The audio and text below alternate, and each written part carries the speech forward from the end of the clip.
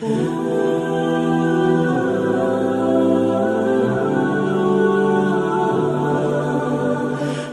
میں 17 سال تک اس عدالت کا رکن رہا ہوں جس میں ہم نے 200 قوانین ختم کیے اور ان کو اسلام کے سانچے میں ڈالا. فوجداری قوانین سارے اول سے لے کر آخر تک، قوانین کا جہاں تک تعلق ہے وہ فوجداری قوانین اول سے لے کر آخر تک سب الحمدللہ وہ شریعت کے مطابق بن چکے ہیں.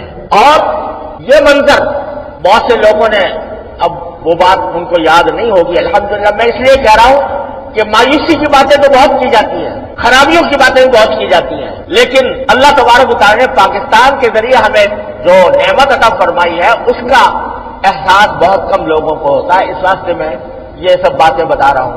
اب وہ منظر دیکھنے والے شاید بہت کم ہوں گے.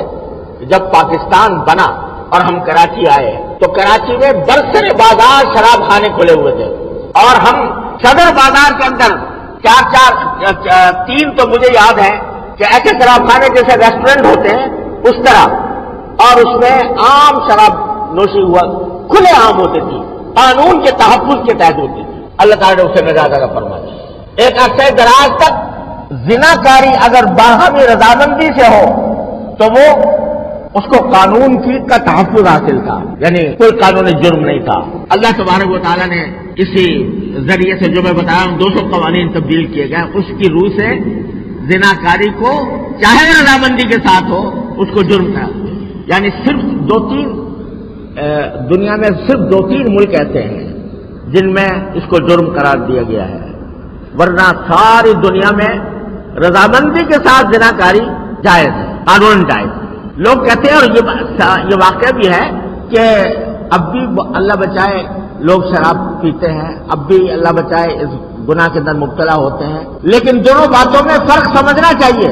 پہلے وہ شرابیں پی جاتی تھی قانون کی چھتری کے نیچے اور پورے قانون کے تحفظ کے ساتھ کھلے عام ریسٹورینٹ کے جس طرح ہوتے ہیں وہاں جا کے چائے پی جاتی ہے، اسی طریقے سے شرابیں پی جاتی تھی. لیکن اب چوری چھپے کرتے ہیں، تو چوری چھپے کرنے میں اور قانون کے تحفظ کے تحت کرنے میں زمین آسمان کا فرق ہے. اسی طرح اللہ بچائے شیطان تو ہر جگہ موجود ہے اور وہ چوری چھپے بدکاری کے واقعات بھی یقیناً پیش آتے ہیں، لیکن ان کو قانون کا اگر وہ قانون کے دائرے میں آ جائیں تو وہ پکڑے جائیں.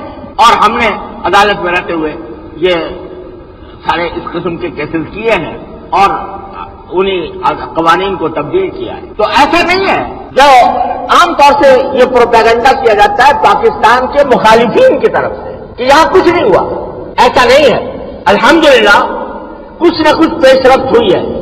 ٹھیک ہے وہ کافی نہیں ہے اور یہ ٹھیک ہے کہ ہمیں اور بڑی آگے منزل کی طرف جانا ہے، لیکن الحمدللہ بہت سی حیثیتوں سے ہمارے ملک کے حالات ساری دنیا کے ملکوں سے ممتاز ہیں. مسلمان ملکوں کا حال یہ ہے کہ وہاں پر اکثر و بیشتر بلا استثناء کہ میں اگر کہوں تو غلط نہیں ہوگا، وہاں پر حکومت کے اوپر تنقید کرنے کی آزادی نہیں ہے. یہاں تک کہ جمعہ کی جو میں تقریر آپ کے سامنے کر رہا ہوں یہ کھل کر کوئی آدمی نہیں کر سکتا اور اس کے اوپر پابندیاں ہیں. تقریریں حکومت کی طرف سے لکھی ہوئی آتی ہیں، ان کو پڑھنا ہوتا ہے، اور اگر کہیں پڑھنا نہیں ہے تو اس کی نگرانی ہوتی ہے کہ یہ کیا کہہ رہا ہے. اگر حکومت کے خلاف ایک لفظ بول دے تو اس کو گرفتار کر لیا جاتا ہے.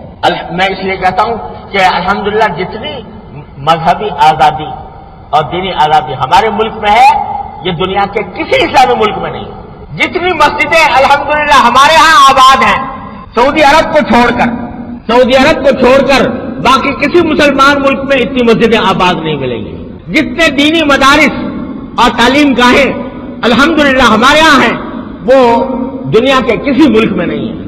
تبلیغی جماعتیں جتنی آزادی کے ساتھ اور فعالیت کے ساتھ یہاں کام کرتی ہیں دنیا کے کسی ملک میں نہیں کام کر سکتی. یہ ساری نعمتیں اللہ تبارک و تعالی میں عطا فرمائے. تو میں اس لیے بات کر رہا ہوں کہ ہمیشہ جب بھی پاکستان کا ذکر آتا ہے اور پاکستان کے حالات کا ذکر آتا ہے تو اس کا منفی پہلو اور اس کی جو خرابیاں ہیں ان کو تو اجاگر کیا جاتا ہے، لیکن جو اللہ تعالیٰ نے نعمتیں عطا فرمائی ہیں ان کو ہم بھول جاتے ہیں.